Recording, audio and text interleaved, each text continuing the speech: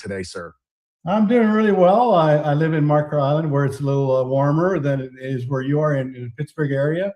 So, and then in the summer, I'm in Sea City at the shore in New Jersey for golf and other events. Well, you certainly are living a sunny life compared to me right now, and I'm a little envious of that.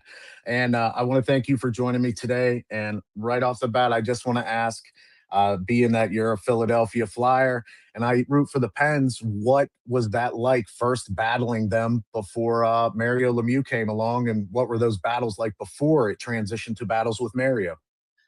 Yeah, so like in the early '80s, I had Bob Clark and Bill Barber and a bunch of those guys were leaders, and Kenny Linsman and Paul Holmgren we had good teams.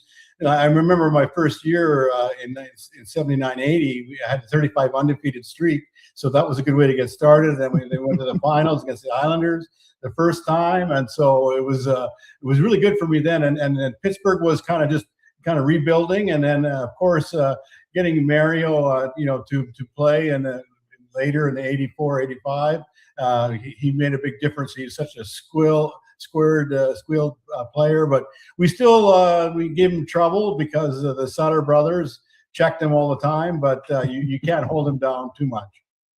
No, of course not. And well, eventually as well, you get to play with Mario and Gretzky and that great, magnificent group from the '87 Canada Cup. I bet you have some fond memories of playing with those guys there. Yeah, that was really good. It was that time. It was '87 Canada Cup, and that series was 3 game series. So like most of the time, it's just a 1 game and it's finished. But it's 3 game series, and so every score was 6-5. We lost the first one 6-5. And we won in double overtime. I was on the ice for that for Gretzky and Lemieux, and then we won with a minute left, and where Mario topped it all off. But it was nice to be on the winning side with some champagne at that time, because at that time I was in 3 Stanley Cup Finals, and then of course I was in 2 more Stanley Cup Finals, but didn't get to taste the winning side. Well, before we talk about those Cup Finals, of the Penguins players that you remember playing against, who were some of the ones that were really tough that you knew game in, game out, it was going to be a battle? Yeah, well, Yager was a young player and a skilled player, and of course they had Brian Trottier like later on in his career, and the goalies were really good, and I just remember playing against them all the time, and just Kevin Stevens and a couple of those, because I did the radio for 9 years after my career, like for the Philadelphia Flyers, every home and away game and playoff game, and so I did a lot of charity hockey event, like in Hurrichek, in Winnipeg, and Ontario. He ran some charity hockey events and some golf, and so I got to know a lot of people there. And last March, I was inducted into the Brandon Wheat Kings Hall of Fame, and they had a celebrity hockey event at that time last March. And so that was really special. Trottier and Bill Smith and Kevin Smothers and Sutters and you name it. And it was just a fun time. And so I know a lot of these alumni from doing the radio every home and away game. And so like it's special because the hockey room is such a good group of guys. Yeah, they really are. I mean, I've been lucky enough to be around some players in my time, just being around the Pittsburgh Penguins so much, being a fan, and you get to meet some of them. And I can't say enough about hockey players. They're the most polite, nicest people to the fans that I've ever met. And it's just refreshing to see that, especially still today, given how much access we have to some sports, that we still see our NHL pros are top notch. Yeah, and it's like I think most of the time, like especially the '70s and '80s, like there wasn't too many Russians because they got drafted in 1990, and so they had to defect, and so it changed a lot in the '90s and the 2000s, and that most of the people were from Canada and the east of the U.S. And but it was more for families, especially growing up in Canada. You were proud of where you went to, and you had to be a good person and know how to act, and that's why a lot of people like the hockey players. I would agree. Now, Sir, you are still in high ranks for the Philadelphia Flyers for all-time points, goals, assists, power play goals, shorthanded goals. It's now, and I look and I see some of your career because me as a fan who really came of age in the late '80s, I know you more for your days as a North Star. Honestly, I only caught the end of your Flyers days as a young man, as a young lad, but in the beginning, you go to the Stanley Cup that first year, like you said, with Bobby Clark still on the team. What kind of experience is that first year in the league? Yeah, that was really good because at that time, like the year before, there was a World Hockey Association and the NHL, and then of course, then they just had one league, the NHL, and so you didn't have any bargaining to do that because the World Hockey Association, could have made a lot more money if they were still there, but you took what you got. Like I was just a young guy and I didn't know any better, and just took what I did, but thankfully for me, I was picked number 14 over time, and so I got a chance to play against those Philadelphia Flyers. And it actually helped me because the guys that were younger or earlier, like they didn't make the playoffs that much. And thankfully for me, I was a good player, and the Flyers had good teams, and so I made the playoffs my first 13 years in the NHL, and which is really special. And you learn how to learn to lead. And of course, Bob Clark was best leader around. And so I was really quiet at the start. I didn't say much. And it took me a couple of years after that. And so like when Bob Clark left in '85 as a GM, and then Dave Pullen helped me as a Luger 2 leader, but also Mark Howe and Brad McCrimmon really helped me because, I learned to talk a little bit better.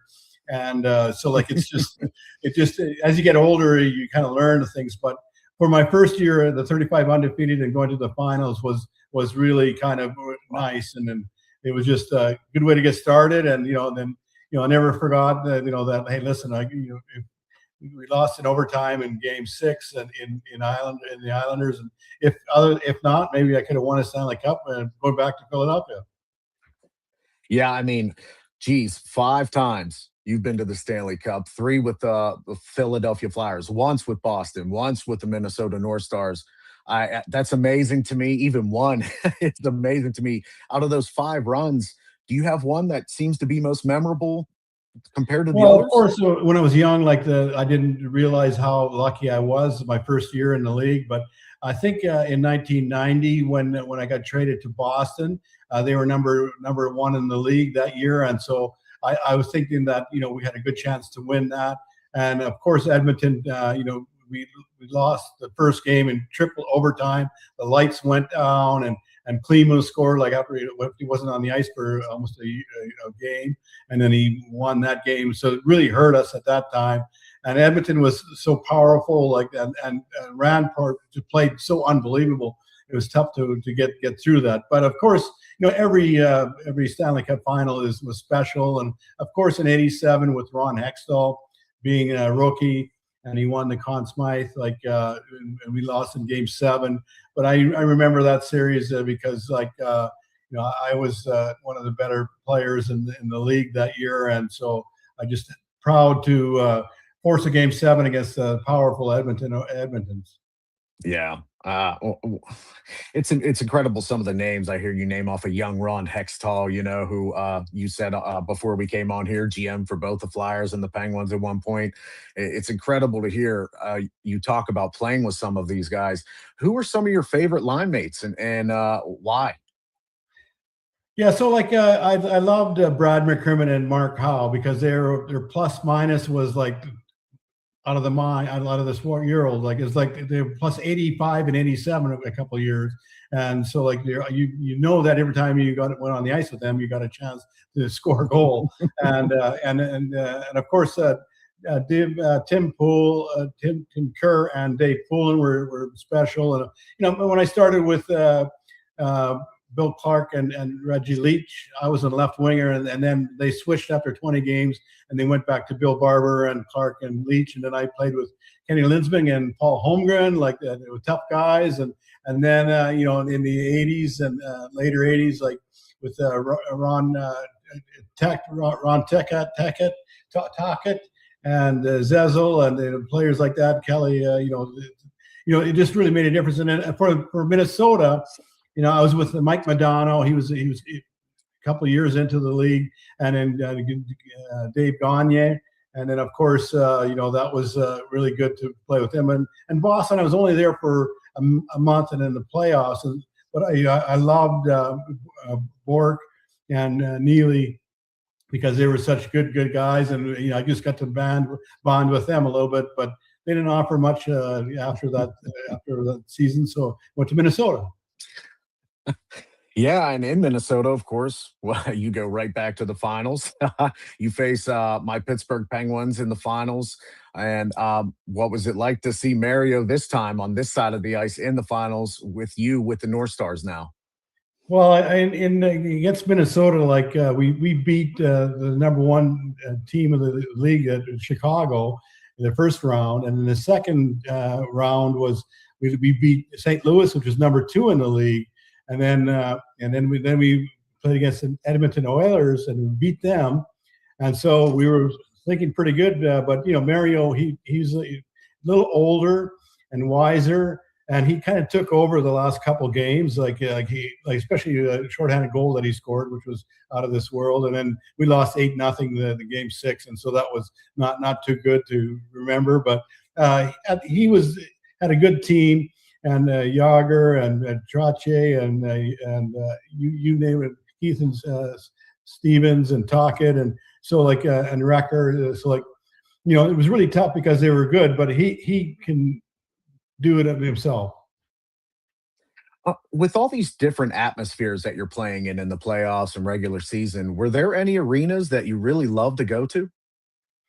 Well, I always liked Montreal because I grew up in Canada, and their ice was always really good. And the special for me growing up in Saskatchewan, a little town of 300 people in a small farming area, and just to remember that, hey, listen, I played NHL in Montreal, and it was history to me because every time I saw the Stanley Cup Barners, they had 24, 25, and so it was special for me. But I love playing in Montreal, and of course I love playing against New York Island or the Rangers.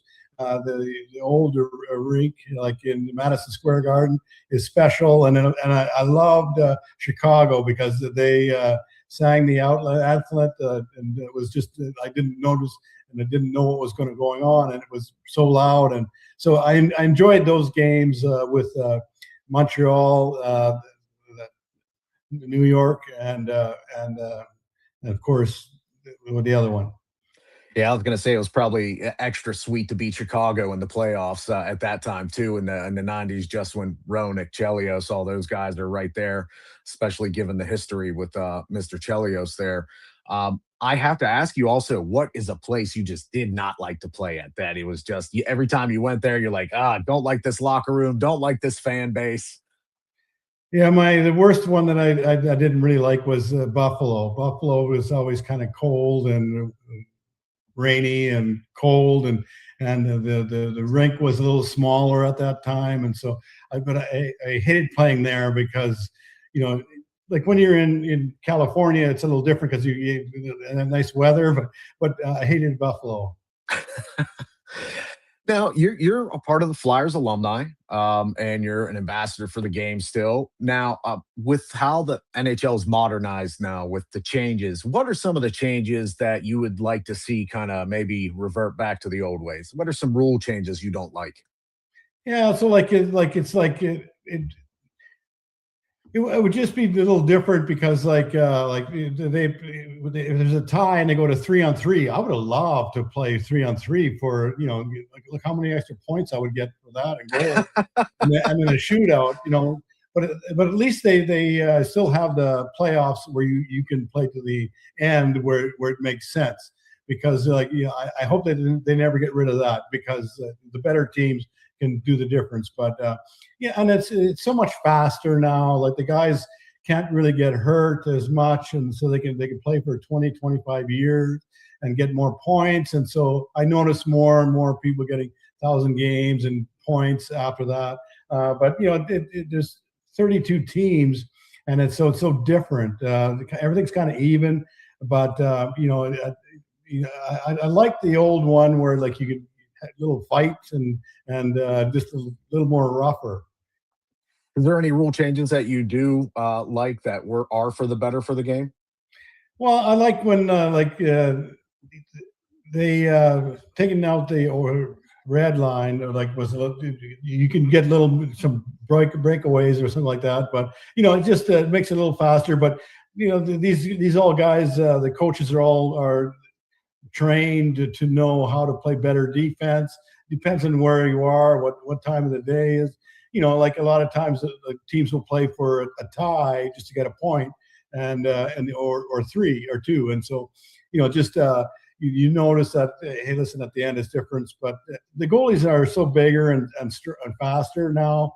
It's tough to score, but the smarter players learn how to play and on the power play and get more points and just where to be in the right position and you be a smarter player. So like the smarter players tend to kind of know where they have to be and they can shoot the puck better. But now, like like with the sticks that they have, it's unbelievable. Like how many how many goals that they can get just by shooting the puck as hard as they do. I know because I use the Titan white wood one, and it was heavy, but it's straight. So I can't believe I scored as many goals as I did with one wood stick. Oh yeah, I have an old wooden stick I still keep right in the garage just for fun, and I have one of the newer sticks, and my goodness, it's night and day. It feels like you're carrying a weight with one in Yeah, comparison I know now to the because newer ones. a couple of the Flyers alumni they gave me a couple of some sticks, and so like I used Hartner and Voracek's sticks, like when I used to play in for fun, and it makes a big difference. Like they're lighter and you can shoot much better, like and you hit the top shelf a lot easier. That's true. Who in the Flyers organization right now with this current team are you really excited for their future?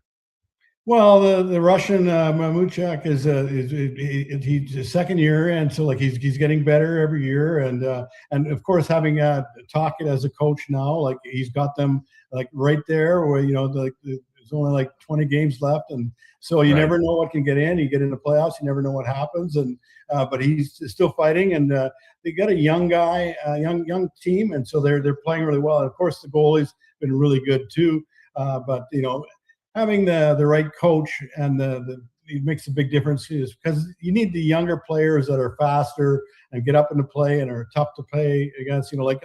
Pittsburgh's done a really good job this year. A lot of people were surprised with that, but you never know. And it's the end of the year. Yeah, I'm very pleasantly surprised with what my favorite team is doing, and I'm anxious to see how it goes into the playoffs. Especially the Flyers right now, they're not that far back from the Blue Jackets. They're only about yeah, well, they are a little bit. They're about 7 points behind right now. Uh, but they can make that game ground up. But we'll see. I'm excited for the Flyers because I do think they have a young core and it makes our division better when both teams are good. I like Yeah, watching both teams when they're good. yeah, Um, that's it. It makes a difference. it really does. Now, I just want to ask one final thing in regards to the hockey career, and it's just when you were playing hockey, when did you finally start feeling those inklings of like, I should retire right about now? When did you start feeling like I'm not really wanting to play today, or what was it that made you feel that you needed to step down finally? Yeah, so my last year in Hartford in '74, in '94, like I got my 1,000 points and 1,000 games, which is I was really looking forward to. And when I did that, that was nice. And then I decided to play a year in France. So I already set up the year for France. That was the year that they had like the lockout, and so like I was looking like the smartest player in the world until they settled until the next January. But yeah, at that time, like I was just good with where I was. Like I played a year in France, and I thought, well, if they want to ask me back, and I had a good year there. Then maybe that could be something that I could think again. But after that, I was just retired with France, and then I started my own family because my children are little 20, 29, and 26 now. And so I got a chance to spend their life with them, teaching them hockey. They're both good. My daughter's a good crew, and so is my son Jackson. They're good crew people, and so they good schools, and they worked hard. And I taught them the right way, just to play defense and have fun with the game. And so that's where I was. And so like because I played a couple of charity hockey events when I was with Wolf Commercial Real Estate a couple of years ago. We did a charity hockey game every night, every time. And then the last couple of years, I've been working for the Headstrong Cancer, doing a couple of those charity hockey events. And there's just was one last month ago in Florida where they had 10 alumni. It was a homeowner people in Melbourne, Florida. So like I still get a chance to play because after my massive stroke 10 years ago, like I can't, my right fingers on the right side don't work, but I can still skate okay, which is nice. And I can't shoot the puck that well, but I can still manage a way to, score and do a guffaw whenever time I scored. I'm so glad you did that. Thank you. Speaking of your book, since you brought up your stroke in 2015, you had a book come out in 2024 talking about your recovery process and all of that called Angel on My Wing, a story of faith, determination, and courage. Could you please tell us more about the book? Yeah, the distributor is in Chicago, and then so like it took 2 years to write because it was a year for recordings and another 11 months to edit everything. So at the start last November, I just got signed up and we got it all started, and so it's going pretty good. I still have books with me all the time. I just charge like $30 a book, and if they want to go to Amazon or in Canada, it's Indigo. And if they want to go to my brianpropp.com website, there's a lot more information on that, how to order and to get a book. But I'm in Florida and in New Jersey most of the time. I do events, especially the golf events, and then I bring a book with them. So like I'm slowly, just building up a bunch of people that know about my stroke and how I recovered, because 2015, like I had a massive stroke. A clot went into my heart, into my brain, 3 different places, and I should have died. But thankfully, my family was calling 911 pretty fast because I couldn't talk or walk at all for like a few months. So it took me a long time. It took me like a year and a half. So after a year and a half, I was able to work with Bancroft Rehab, and so they did a video about my stroke and how I recovered, and I got back on the ice. And so it's really special for me because I still skated twice a week with the guys in New Jersey, and just every time on the ice with people, I just realize how lucky I am, and enjoy that and live life happy, and don't care about too much, and just have fun in life. But yeah, it's more about my faith was from my dad, who was a Lutheran minister, and I had 2 brothers and sisters in a little town of 300. And so he taught me how to play hockey. And so it talks a little bit about hockey, playing for the Melville Millionaires. I tell people I was a millionaire once. And then I ran at Wickets. I just 3 powerful years of there. Top scorer in the Canadian history of left wingers, and then going to the Philadelphia Flyers for 11 years and played for 15 years. And so it tells a little bit about that. And then, but most of it is about my stroke and how I recovered from my stroke, because a lot of people need to understand why I was so successful in doing that. Because most people, if they're not up to it, like they give up and they don't use rehab. And then it takes them a long time just to heal. And my book really talks a lot about the different things that I've done to make myself better, and they can think about that too. That's wonderful to hear. And we're always about here at Not Move for our Not Move podcast members. We always like to hear good stories about people striving and, pushing forward. And especially they inspire people like me. They inspire all of our friends. Um, Now, you do have a charity event coming up, don't you? Yeah, I have my charity golf is it's at Riverwinds in New Jersey. Like Ron Jaworski owns one of the clubs right there, and it's right next to the airport in New Jersey. And so like it's at Riverwinds Golf Club in West Deptford, and but it benefits the Stroke Center, University of Pennsylvania. So like I'm almost full of five foursomes, and so if they want, they can get that information on through my Brian Propp website, and if they want to, there's a, and plus we just I have a QR code that we just did that can people can donate to the charity if they want, and so like if they want to just go to like for the for the Stroke Center, University of Pennsylvania, like, and even if they want to put in 10, 20, 50, 100, more, like everything adds up for the research that they've been doing for the stroke centers.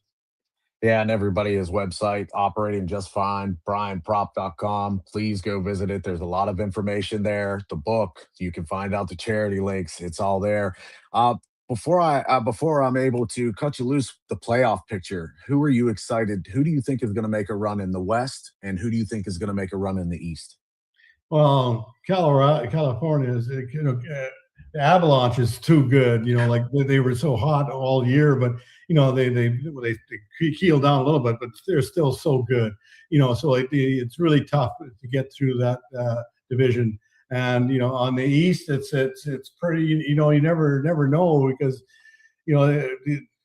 so there's a couple of surprises. So like yeah, but I don't know how to pick on the East yet because Florida is like, it looks like they're not even going to get in the No. playoffs this year, which is kind of crazy. And then Tampa is much better, so the Tampa is always tough.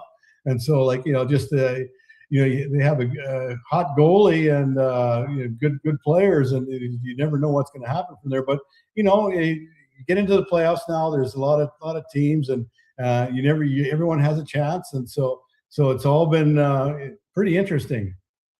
Yeah, I know. Especially, it was unfortunate to hear yesterday that Leon Draisaitl is not going to be able to play the rest of the season or the playoffs. And now, man, Connor McDavid has a big uphill battle, a lot of expectations, of course, trying to get there 3 years in a row for him. Uh, I'm wondering who's going to come out of that Pacific Division now. Do you think it's going to be the Ducks, the Oilers, the Knights?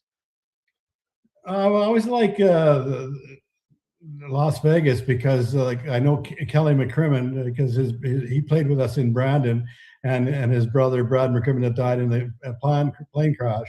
But I always like in how he runs everything, and they're pretty steady, but they have a good team and they're strong, and they won a couple of years ago. So you never their experience probably does make a difference. Yep.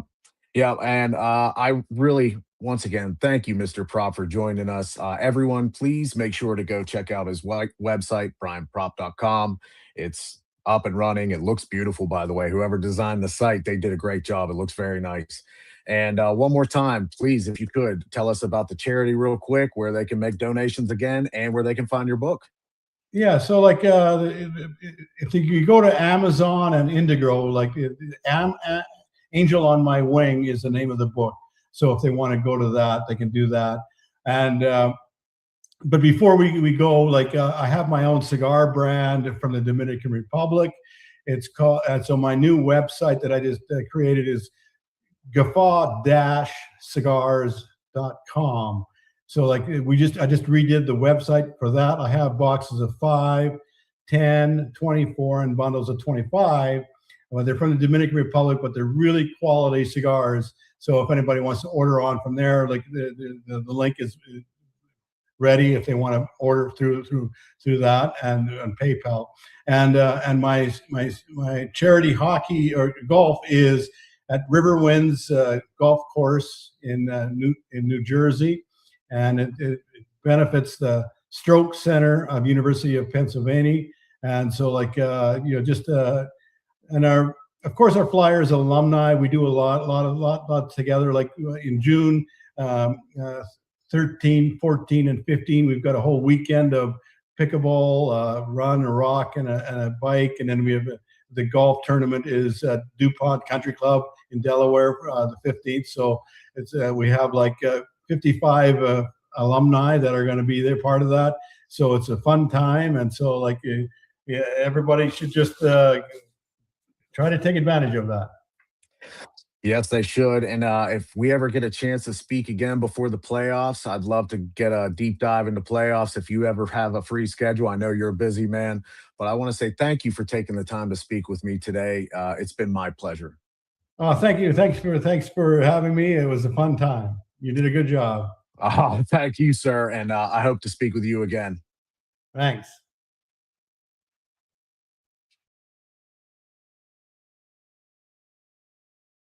Teaming up with BetUS, the sports book that lets you wager anywhere in the country. And we're giving you a massive edge. Use promo code NOTMOVE when you sign up and get a 100% match on your first 3 deposits. Plus, there's a 200% crypto bonus up to $27.50. Football, hoops, baseball, soccer, it's all in play.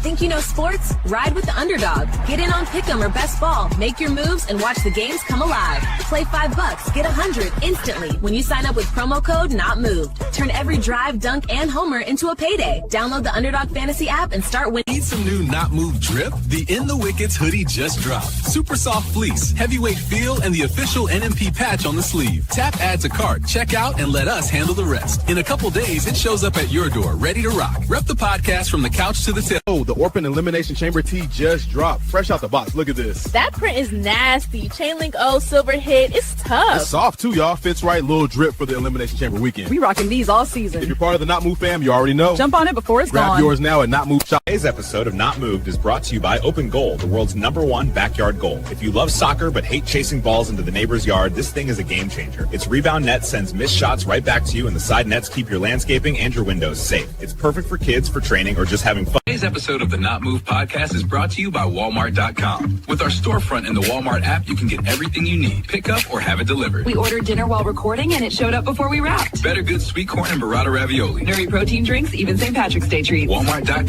Episode of the Not Move podcast is brought to you by the MLB Shop. They have every team's gear, from classic caps to World Baseball Classic hoodies, all official and all ready for game day. Tap the link in our bio to head straight to the shop and snag your favorite merch. Basketball nights just got even bigger. With NMP and MyBookie, you can bet on every matchup, no matter where you live. Tap in, pick your spread, and watch the action unfold. Start wagering in every state with NMP and their sponsor, MyBookie.ag. Use promo code NOTMOVED for up to $125. The Not Move podcast is fueled by Dubby Energy. Smooth, jitter-free focus, and flavors that slap. Mango, berry, watermelon. Whatever gets you locked in, they've got it. Hit up Dubby.gg, use promo code NOTMOVED, and snag 10% off your order. Stay not moved, stay energized.